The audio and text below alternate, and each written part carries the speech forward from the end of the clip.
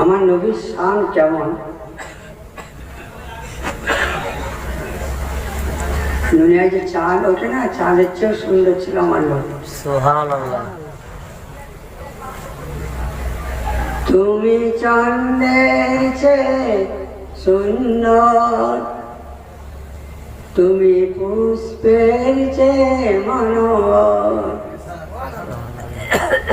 তুমি ঝর্ণার চেয়ে নির্মল, তুমি সৃষ্টির তরে মঙ্গল, তুমি চন্দ্রের চেয়ে সুন্দর। আমার রাসূল সাল্লাল্লাহু আলাইহি সাল্লাম ফাঁকা জায়গায় চাঁদ পেছে, রচনা চাঁদ। হযরত আবু বকর সিদ্দিক রাদিয়াল্লাহু তাআলা একবার চাঁদের দিকে দেখছেন, একবার আমার নবীর দিকে দেখছেন, কোনটা সুন্দর।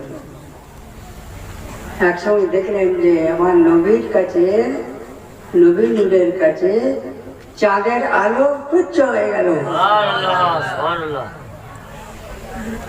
আমার নবী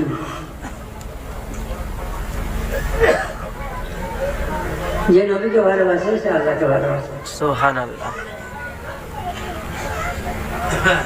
যে পীরকে ভালোবাসে সে নবীকে ভালোবাসে। তোমার পীর তোমার জন্য কেমন? আশরাফু ফি কওমিহি কান্নবী ফি উম্মতিহি। সুবহানাল্লাহ। একজন শেখ তার মুরিদের জন্য কেমন, একজন নবী তার উম্মতের জন্য। আমরা বাবা আল্লাহ বলার বললাম, আল্লাহ বলাকে ভালোবাসি, আর ওয়াজের শেষে দোয়া করি, আর গরম বিরিয়ানি চাকরি খেয়ে ঘর চলে যাই। তো ভাই আমার দোস্ত, আমার আইজান মিল্লাত, আমার খলিফারা যারা আজকে এই দরবারে আছেন, আমাদের খলিফারা সব কোথায়?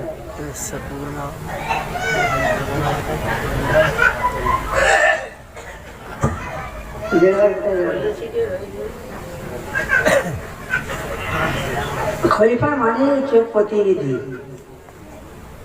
কি বলে না, খলিফা মানে প্রতিনিধি নয়, এরা আল্লাহর প্রতিনিধি।